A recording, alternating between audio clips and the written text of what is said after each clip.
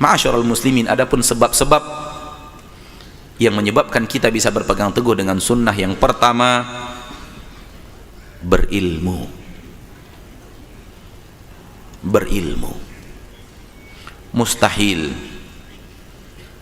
ingin istiqamah di atas sunnah namun tidak mau berilmu, tidak mau belajar menuntut ilmu, itu mustahil. Karena untuk berjalan di atas jalan yang lurus harus tahu yang mana jalan yang lurus itu.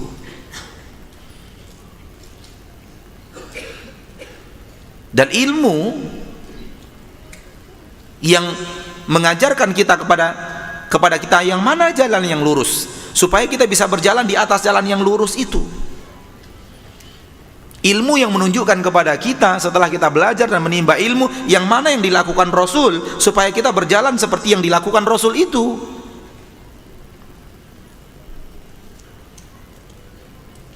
Bagaimana mungkin kita akan mau berusaha di atas istiqamah di atas sunnah sementara kita tidak rajin mengkaji mana yang sunnah Rasul itu.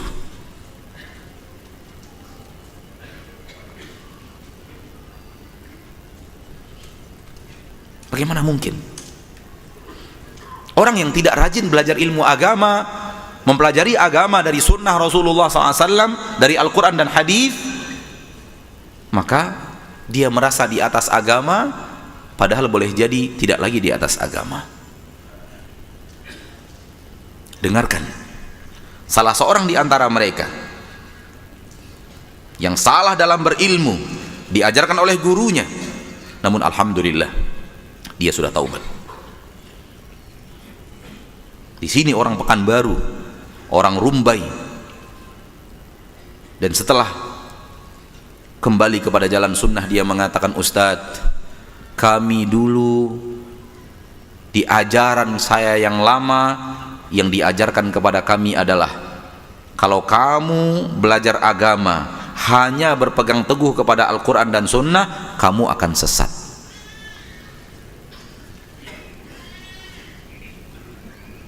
Cukup satu doktrin syaitan ini masuk ke hatinya, rusak agamanya. Karena yang dia katakan 180 derajat berbeda dengan apa yang dikatakan Nabi Muhammad sallallahu alaihi wasallam. Nabi Muhammad SAW mengatakan, kutinggalkan kepada kalian dua perkara, kalau kalian berpegang teguh tidak akan pernah sesat untuk selama-lamanya. Kitabullah wa sunnati, kitabullah dan sunnahku. Sama gurunya diajarkan, kalau kamu berpegang teguh dengan Al-Quran dan sunnah saja, kamu akan sesat. Yang mana dakwah yang sunnah?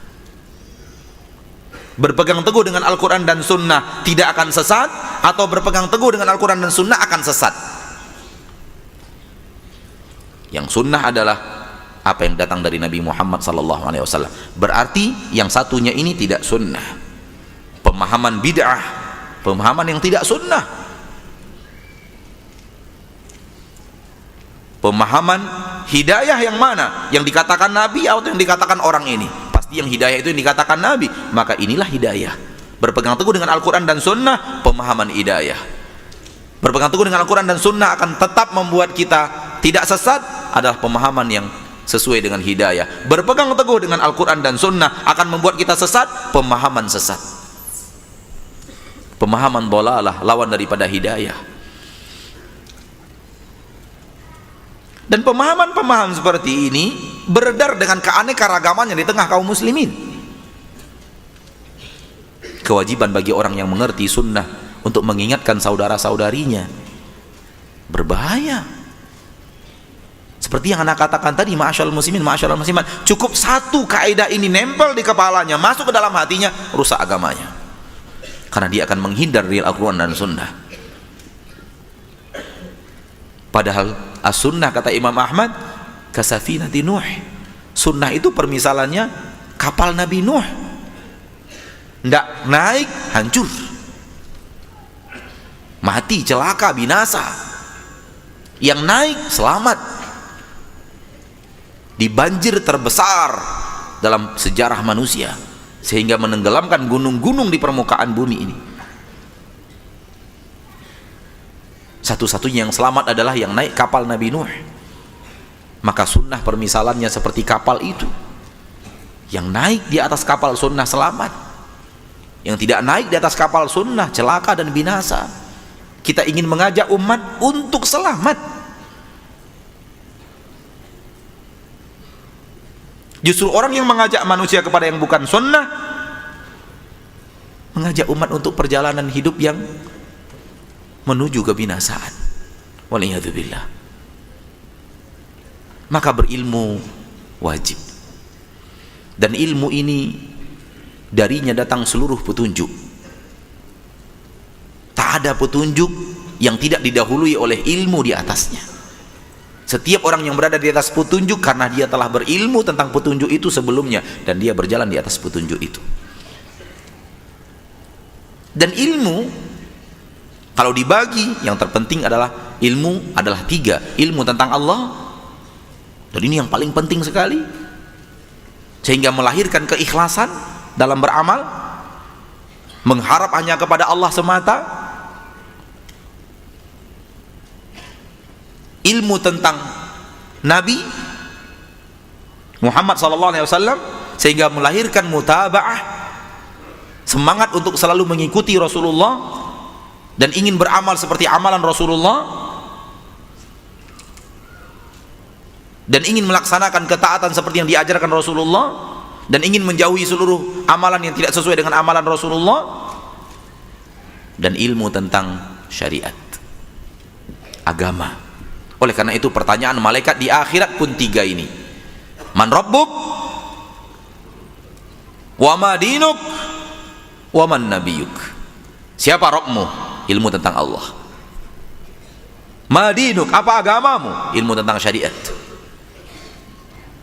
Wa man nabiyuk? Siapa nabimu? Dalam riwayat lain, wa manir rajul ladzi bu'itsa fikum? Siapa lelaki yang diutus Allah kepada kalian? Enggak bisa, Pak. Saya enggak tahu. Saya profesor bidang pertanian, nggak laku. Saya profesor bidang perbankan, nggak laku. Yang akan ditanya oleh malaikat ilmu tentang Allah, ilmu tentang Nabi, ilmu tentang agama. Tidak salah menjadi profesor pertanian, tapi jangan lupa ilmu yang tadi juga dituntut. Tidak salah menjadi seorang profesor di bidang arsitek bangunan sehingga bisa membangun bangunan-bangunan pencakar langit, tidak salah. Yang salah adalah sibuk dengan ilmu itu, lupa 3 ilmu ini. Habis umur untuk mengejar ilmu itu, tak ada waktu untuk belajar ilmu tentang Allah, tentang agama Allah, tentang Rasulullah. Itu yang celaka. Wallahu a'lam. Kemudian yang kedua, yaitu mengenal parameter kebenaran. Karena pastilah ya akhwat Islam, semua umat Islam akan ketika ditanya apa sumber agamamu, dia akan berkata Al-Quran dan hadis. Tapi pemahaman siapa? Siapa yang menjadi parameter kita di dalam memahami Al-Quran dan hadis Nabi Sallallahu Alaihi Wasallam? Apakah setiap orang yang membawakan hadis, apakah setiap orang yang membawakan Al-Quran pemahamannya benar? Al-Qurannya tidak salah, hadisnya sahih, tapi pemahamannya bisa jadi menyimpang, ya tidak? Nah, kita lihat Rasulullah SAW mengabarkan tentang munculnya Khawarij. Bagaimana Rasulullah SAW mensifati orang Khawarij? Dalam Sahih Muslim, beliau bersabda ketika mensifati orang Khawarij, ya kata Rasulullah SAW, yaquluna min qawli khairil bariyah, mereka membawakan hadis-hadis manusia terbaik yaitu Rasulullah SAW. Yaqra'una al-Qur'ana la yujawizu taraqiyahum, dan mereka membaca Al-Quran tapi tidak sampai ke kerongkongan mereka. Apa maksudnya? Dalam riwayat Abu Daud dijelaskan, yahsabuna annahu lahum wa huwa alaihim. Mereka menyangka bahwa Al-Quran mendukung pendapat mereka, padahal tidak. Saking dangkalnya pemahaman mereka terhadap Al-Quran dan hadis Nabi Sallallahu Alaihi Wasallam. Lihat, Rasulullah Sallallahu Alaihi Wasallam mensifati orang-orang Khawarij. Mereka membawakan hadis-hadis Rasul, mereka membawakan ayat-ayat Al-Quran, tapi pemahaman mereka itu yang bermasalah. Tidak mengikuti pemahaman para sahabat Rasulullah Sallallahu Alaihi Wasallam. Tidak ada satupun sahabat yang berpendapat sama dengan pendapat orang-orang Khawarij, ya akhwal Islam. A'azzani Allah wa iyyakum. Maka penting, akhi, kita mengetahui parameter untuk memahami kebenaran yang orang-orang di zaman sekarang berusaha membawakan dalil dari Al-Quran dan hadis Nabi Sallallahu Alaihi Wasallam. Al-Imam Al-Barbahari dalam kitab Syarhus Sunnah berkata, "Fanzur rahimakallah, kullaman sami'ta kalamahu min ahli zamanik fala ta'jalan hatta tanzura fihi hal takallama fihi ahadu minas sahabah." Lihat oleh kamu, kata beliau, setiap orang yang kamu dengar dia berbicara dalam masalah agama di zamanmu, jangan kamu tergesa-gesa untuk menerima atau menolak, sampai kamu lihat, sampai kamu periksa apakah ada seorang sahabat yang mendahuluinya dalam pemahaman itu atau tidak. Fa in wajadta, kalau kamu dapat, pegang kuat-kuat. Subhanallah, Al-Imam Al-Barbahari seakan-akan beliau hidup di zaman sekarang. Beliau wafat tahun 327 Hijriah. Beliau mengatakan, lihat oleh kamu, semua orang yang berbicara tentang agama di zamanmu itu, jangan tergesa-gesa dulu, jangan. Sampai kamu periksa, sampai kamu lihat ada tidak sahabat Rasulullah sallallahu alaihi wasallam yang mendahuluinya. Imam Al-Barbahari juga, ya akhwat Islam, di awal kitab Syarhus Sunnah berkata, wal asas alladhi tubna alaihi al-jama'ah hum ashabu Rasulillah sallallahu alaihi wasallam. Asas yang dibangun di atasnya al-jamaah yaitu para sahabat Rasulullah sallallahu alaihi wasallam. Wa hum ahlus sunnati wal jamaah. Mereka lah yang disebut dengan ahlus sunnah wal jamaah. Faman lam ya'khudh anhum, kata beliau, siapa yang tidak mau mengambil dari mereka para sahabat Rasulullah sallallahu alaihi wasallam, faqad dhalla wabtada'a, sungguh ia telah sesat dan berbuat bid'ah. Penting, akhi. Tidak setiap orang yang pandai membawakan Al-Quran, hadis Nabi sallallahu alaihi wasallam, hebat dia, hafal di luar kepala. Kalau di luar kepala kebawa angin kali ya. Lalu dia pahami sendiri dengan pemahaman dia. Banyak orang di sini terkesima, masya Allah, dia bawa Al-Quran, dia bawa hadis, tapi ternyata pemahamannya jauh menyimpang. Untuk melihat orang liberal ketika mengatakan agama semua sama, bawa dalil tidak? Iya. Mereka bawakan surat Al-Baqarah ayat 62. Innal ladzina amanu wal ladzina hadu wan nasara was-sabiin man amana billahi wal yawmil akhir wa amila salihan falahum ajruhum 'inda rabbihim wala khaufun 'alaihim wala hum yahzanun. Sesungguhnya orang yang beriman, katanya tuh Yahudi tuh, Nasrani tuh, orang Sabiin, siapa saja yang beriman kepada Allah dan kehidupan akhirat, surga. Jadi semua masuk surga. Cuma caranya aja yang beda-beda. Bawa ayat, Pak. Apa ayatnya yang salah atau gimana ya? Gak mungkin ayatnya salah.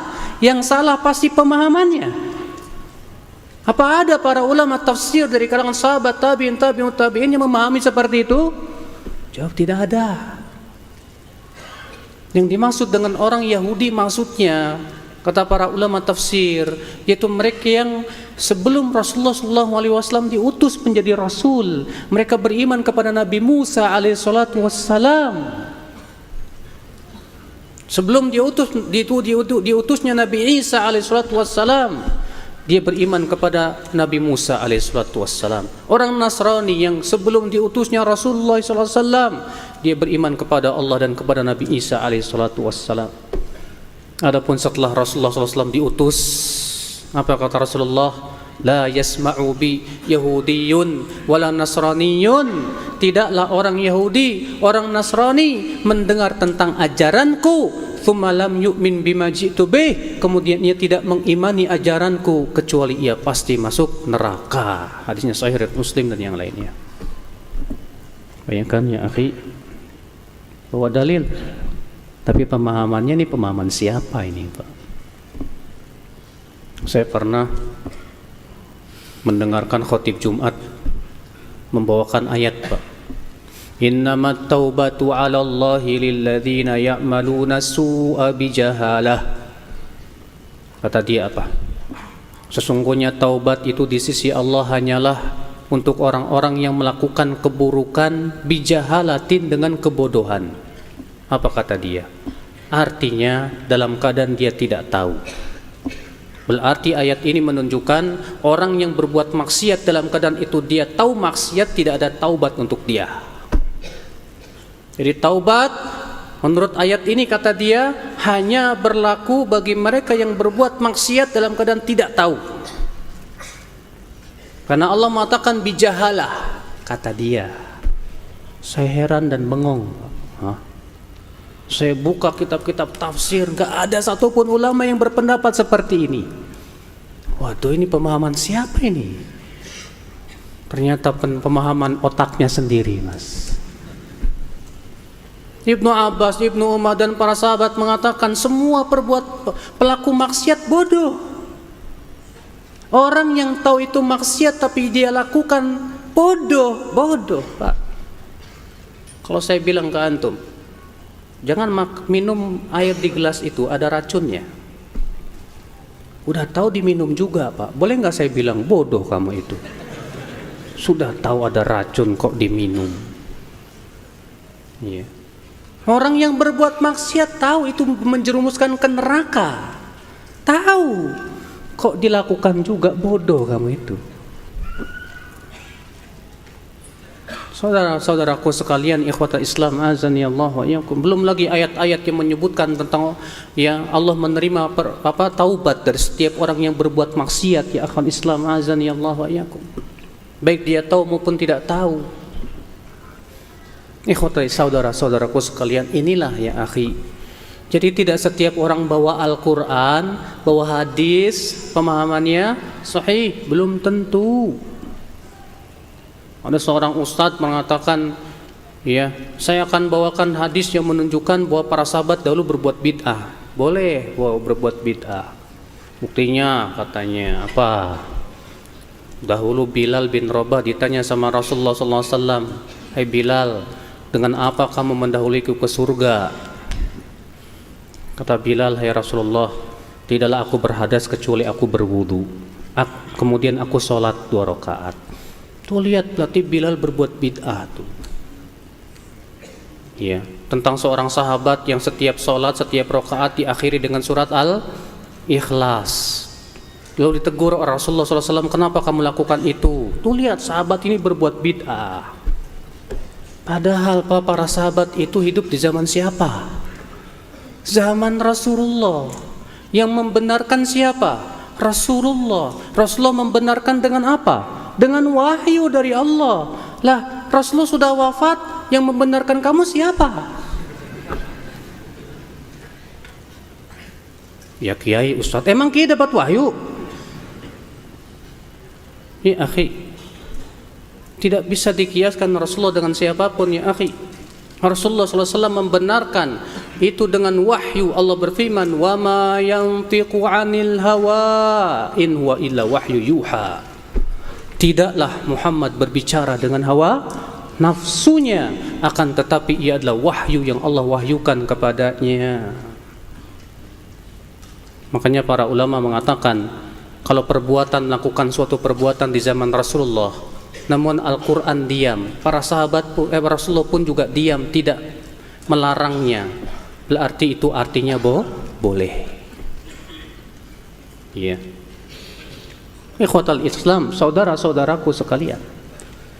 Jadi kalau kita ingin istiqomah di atas sunnah, di atas jalan yang benar, pahami parameter kebenaran itu siapa. Parameter kebenaran adalah generasi yang Allah langsung puji dalam Al-Quran, langsung dipuji oleh Rasulullah SAW. Siapa mereka? Para sahabat, para tabi'in, para tabi'un tabi'in. Baca oleh kamu, insyaallah ayatnya sering didengar. Was-sabiqunal awwaluna minal muhajirin wal ansar walladzina tabauhum bi ihsan radhiyallahu anhum wa radu an. Dan orang-orang yang pertama kali masuk Islam dari kalangan muhajirin dan ansar, dan orang-orang yang mengikuti mereka. Mengikuti mereka itu maksudnya mengikuti siapa?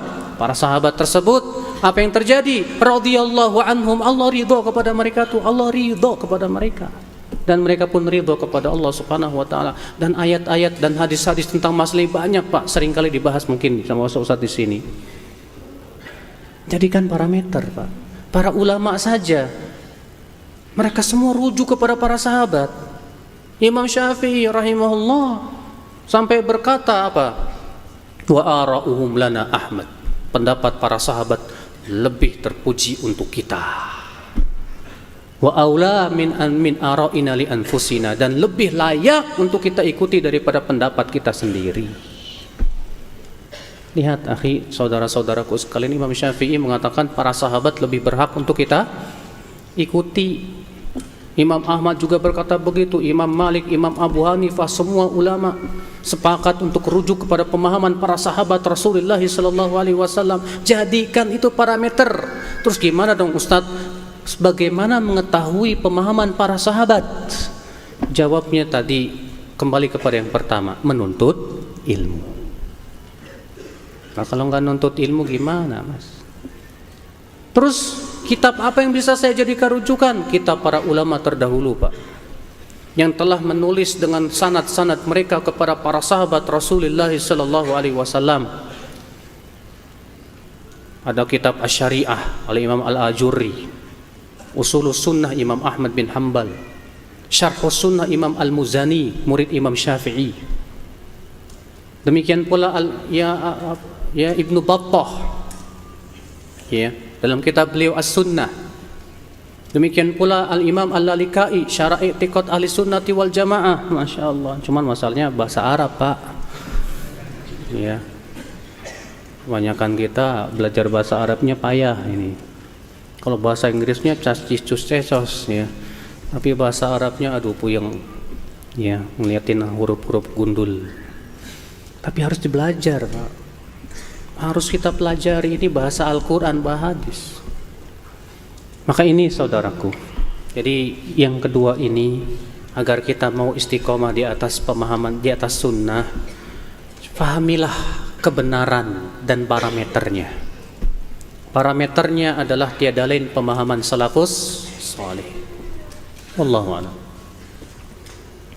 Yang ketiga, untuk kita bisa istiqamah di atas sunnah, sebagai usaha untuk kita bisa istiqamah di atas sunnah adalah berdoa kepada Allah agar kita diistiqamahkan di atas sunnah.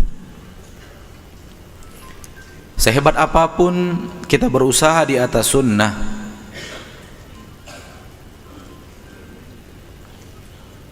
Allah penentu segala-galanya. Allah yang mengarahkan segala-galanya. Allah yang mengatur segala-galanya. Sehingga orang yang ingin berusaha istiqamah di atas sunnah tidak akan melalaikan harapannya yang selalu naik ke langit menghadap Allah yang di atas arsy. Tangannya menengadah ke atas, hatinya naik menghadap ke atas.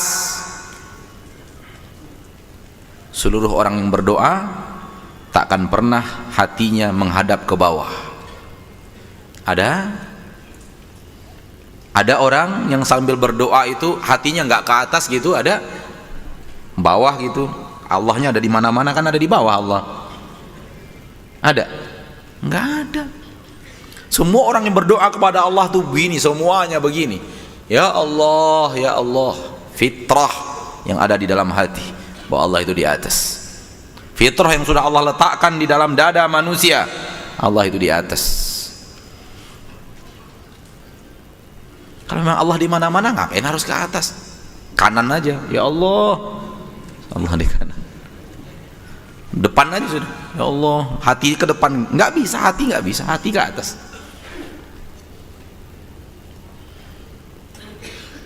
Saya punya kenalan bertanya ke anak orang Nasrani.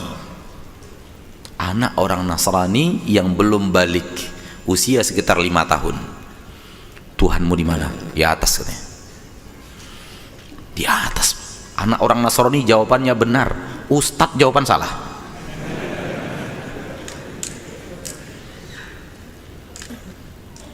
Syubhat. Al-syubhatu khattafah. Syubhat merusak hati.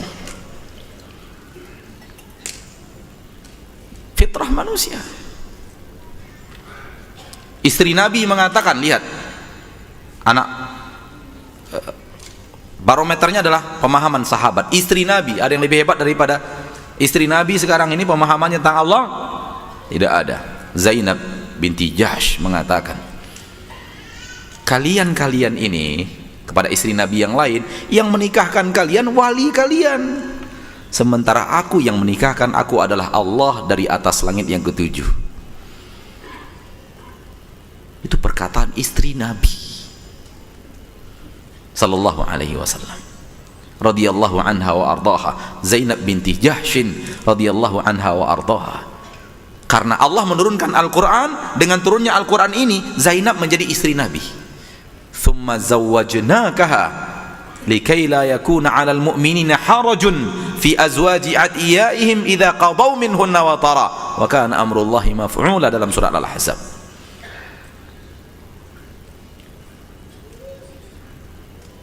Kita arahkan doa kita kepada Allah yang di atas langit, di atas arsy, agar Allah senantiasa arahkan kita kepada jalan yang benar, agar senantiasa Allah bimbing langkah kita ke jalan yang hak, agar Allah bimbing perjalanan ilmu kita kepada sunnah Nabi. Allah kuatkan hati kita untuk mengamalkan sunnah Nabi, agar kuatkan tekad kita untuk berpegang teguh dengan sunnah Nabi. Allah tabaraka wa ta'ala arahkan pergaulan kita kepada orang-orang yang berpegang teguh dengan sunnah Nabi. Allah ajarkan kita, Allah arahkan kita kepada menuntut ilmu kepada orang-orang yang mengajak kepada sunnah Nabi. Setelah itu Allah berikan semangat di dalam hati kita, agar Allah berikan semangat dalam hati kita untuk mengamalkan itu dan tidak melalaikannya. Selalu meminta kepada Allah. Kenapa? Karena kita belum yakin akhir kehidupan kita seperti apa. Kita tidak merekomendasi diri kita bahwa kitalah orang-orang yang telah istiqamah di atas sunnah itu. Tidak boleh merekomendasi diri seperti itu. Fala tuzakku anfusakum huwa a'lamu bimanittaqa. Jangan kalian rekomendasi diri kalian sendiri. Allah lebih tahu siapa yang bertakwa daripada kalian.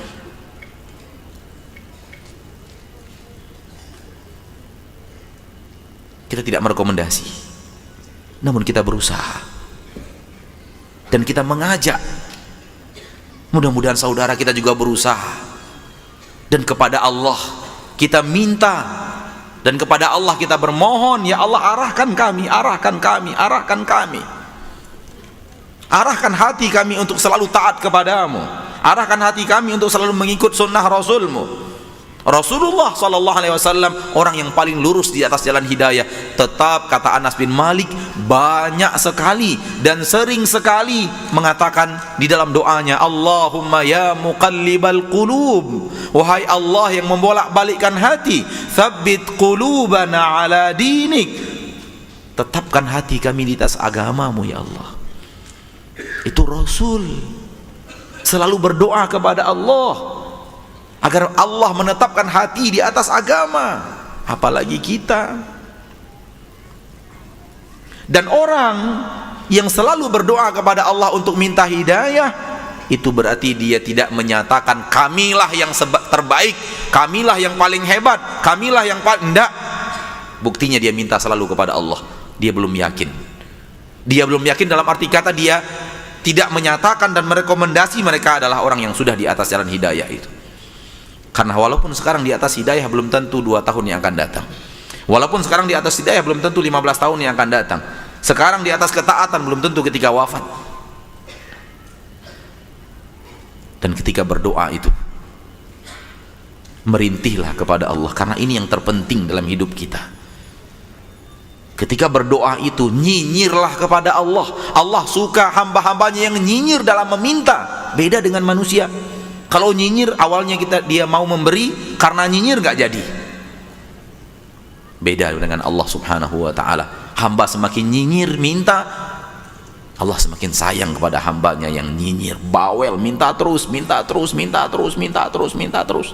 Bahkan para ulama mengatakan, jadilah kamu di hadapan Rabbmu bagaikan anak kecil kepada orang tuanya yang rewel, nyinyir, minta terus, sampai orang tuanya mengatakan, ambillah.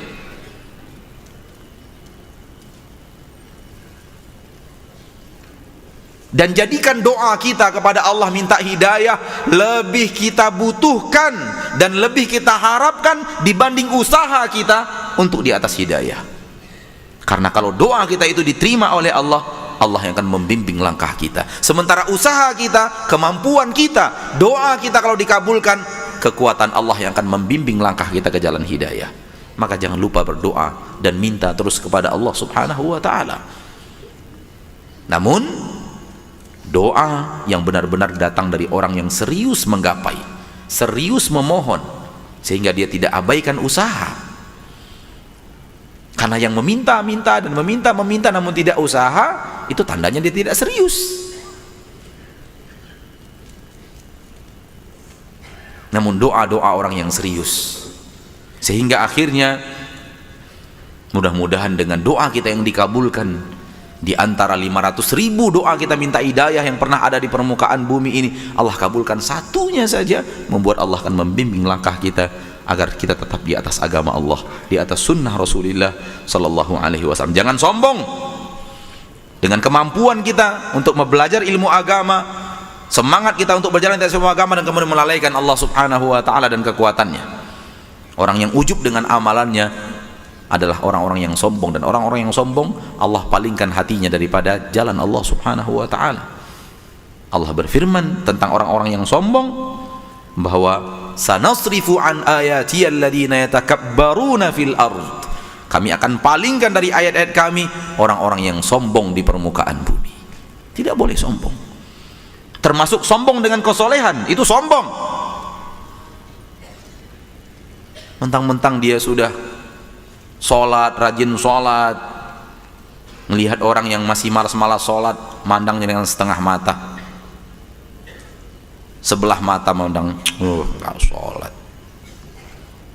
Ya emang sholat antum diterima oleh Allah? Buktikan satu sholat antum diterima oleh Allah. Gak boleh sombong kita. Kita berusaha, hasilnya kita belum tahu, maka jangan pernah merasa diri ini telah soleh. Kalau diri merasa telah soleh, berbahaya. Para ulama tidak pernah merasa diri mereka soleh. Imam Ahmad mengatakan, subhanallah, Imam Ahmad mengatakan, dan dia adalah Imam Ahmad, namanya yang terkenal, manusia yang mencintai semuanya.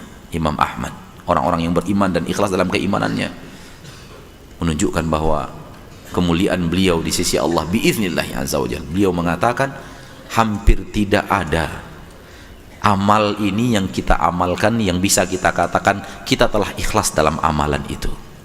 Hampir tidak ada, kata Imam Ahmad. Siapa yang mengatakan itu? Imam Ahmad. Hampir tidak ada sebuah amalan yang bisa saya katakan akhlastu fihi niyyah lillahi azza wajal, saya telah ikhlaskan dalam hal ini niat saya kepada Allah. Hampir tidak ada amalan yang bisa saya katakan itu kepada amal itu. Ini bukan karena beliau tidak ikhlas, justru karena terlalu ikhlas sehingga takut keikhlasannya nggak cukup untuk sampai amal itu diterima di sisi Allah subhanahu wa ta'ala. Jadi orang yang sudah ikhlas merasa terus belum ikhlas, sehingga dia benahi lagi ikhlasnya, dia benahi lagi ikhlasnya, semakin serius membenahi ikhlasnya. Adapun orang-orang telah merasa ikhlas, sombong. Saya sudah ikhlas pasti diterima, sombong. Abu Hurairah Siapa yang tidak kenal Abu Hurairah? Sahabat Nabi yang paling banyak menghafalkan hadis Nabi dan meriwayatkannya kepada generasi-generasi umat Islam sampai hari kiamat. Ketika akan wafat menangis dan ditanya oleh murid-muridnya, "Ma yubkik?" Apa yang membuat engkau menangis wahai Abu Hurairah? Abu Hurairah mengatakan, "Tulus safar wa qillatuz zad." Yang saya tangiskan adalah panjangnya perjalanan akhirat dan sedikitnya bekal yang bisa saya bawa. Panjangnya perjalanan akhirat dan sedikitnya bekal yang bisa saya bawa. Ini menunjukkan mereka orang-orang yang tidak pernah merekomendasi diri mereka sendiri. Mereka bergantung dan gantungkan harapan mereka kepada Allah, padahal mereka sahabat Nabi yang turun kepadanya firman Allah, "Wasabiqunal awwaluna minal muhajirin wal ansar." Abdullah bin Mas'ud mengatakan, "Man kana minkum mustannin falyastanni biman qad mat fa innal hayy la tu'manu lahu fitnah." Kalau kalian ingin mencari suri tauladan dari sahabat-sahabat Nabi, cari suri tauladan dari sahabat-sahabat Nabi yang telah meninggal, yang telah tutup usia di atas ketaatan. Adapun kami yang masih tersisa dari orang yang hidup dari sahabat Nabi belum aman dari fitnah. Sahabat Nabi Abdullah bin Mas'ud, ahli Al-Quran, ahli tafsir, ahli hadis, ahli ibadah. Saya ini orang yang belum aman dari fitnah. Kalau kalian ingin mengikuti sahabat, jangan saya, ikut yang sudah meninggal dunia, Abu Bakar dan Umar, yang sudah wafat di atas ketaatan. Maka orang tidak boleh menganggap dirinya telah saleh. Kita tidak boleh merasa kita adalah orang soleh lalu pandang sebelah mata orang yang kita anggap tidak soleh. Dan ini sering dikeluhkan oleh orang-orang yang baru datang ke pengajian. Sombong-sombong orang pengajian itu katanya.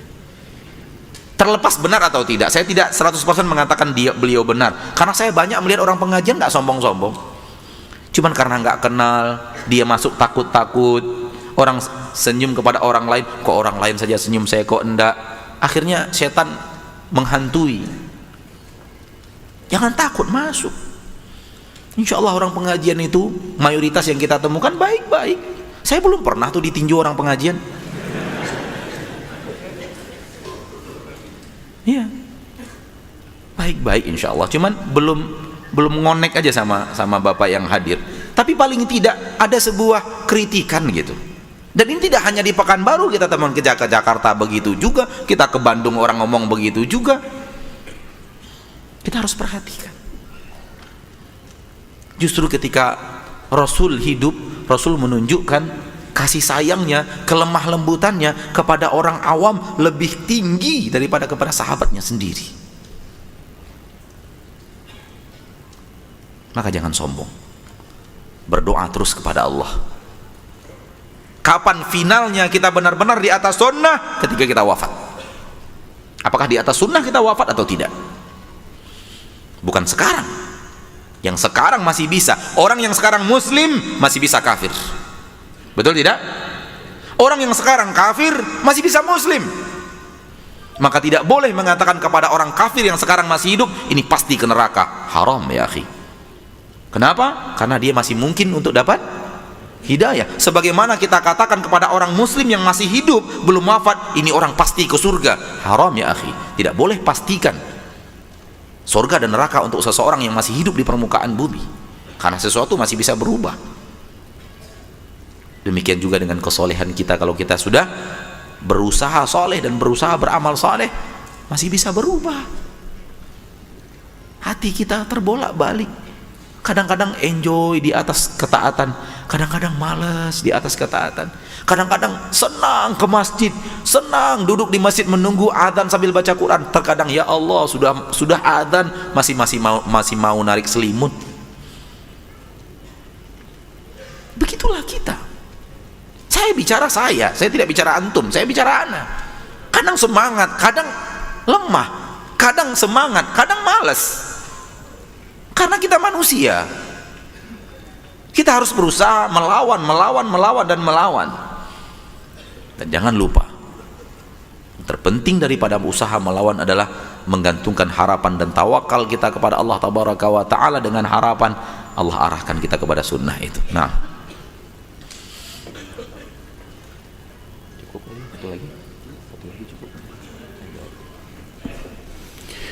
kemudian yang keempat, as-sabru wat tawasi bil haqqi, sabar dan saling berwasiat untuk sabar di atas kebenaran. Karena sudah kita dari awal sebutkan bahwa berpegang kepada sunnah itu berat, akhi. Banyak sekali hal-hal atau aral yang melintang yang berusaha menyebabkan kita tidak bisa istiqomah di atas sunnah Nabi Sallallahu Alaihi Wasallam. Butuh pada kesabaran, akhi. Allah Subhanahu wa taala berfirman, ya ayyuhalladzina amanu sabiru wasabiru warabitu wattaqullah. Hai orang-orang yang beriman, bersabarlah. Allah juga berfirman, wasta'inu bis-sabri was-shalah. Hai orang-orang yang beriman, mintalah kamu tolong dengan sabar dan salat.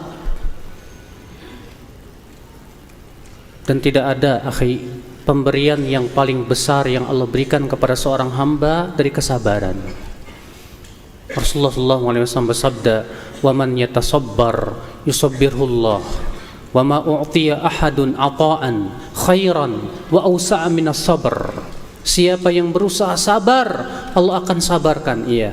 Dan tidak ada sesuatu, tidak ada seorang pun atau tidak ada sesuatu pemberian dari Allah Subhanahu wa taala yang lebih baik dan lebih luas dari kesabaran. Allah ya akhi, pemberian Allah yang paling agung yang Allah berikan kepada kita, sabar. Untuk terus sabar berpegang kepada sunnah Rasulullah Sallallahu Alaihi Wasallam. Namun sabar ini, akhi, membutuhkan alat-alat. Bagaimana kita supaya bisa sabar ini? Di antaranya kita harus, yang pertama, akhi, berusaha untuk memotivasi jiwa kita untuk terus sabar. Harus selalu memberikan motivasi diri kita. Dengan cara apa? Di antaranya kita membaca Al-Quran, membaca hadis, membaca kisah-kisah para nabi, kisah-kisah para ulama, bagaimana rintangan mereka dalam hidup mereka dan bagaimana kesabaran mereka, membaca bagaimana akibat orang-orang yang sabar. Ternyata orang yang sabar itu akibatnya manis, lebih manis daripada madu. Sebagaimana Allah Subhanahu wa taala menyebutkan tentang kesabaran Banu Israel menghadapi kekejaman Fir'aun. Bayangkan Banu Israel disiksa oleh Fir'aun, anak-anaknya dibunuhi. Maka Nabi Musa berkata kepada Bani Israel, ista'inu billahi wasbiru, mintalah tolong kepada Allah dan sabarlah kalian. Maka kemudian Allah menyebutkan di dalam surat Al-A'raf tersebut, Allah mengatakan dalam surat Al-A'raf, di dalam surat Al-A'raf Allah mengatakan, subhanallah, agak lupa ya akhi, sebentar.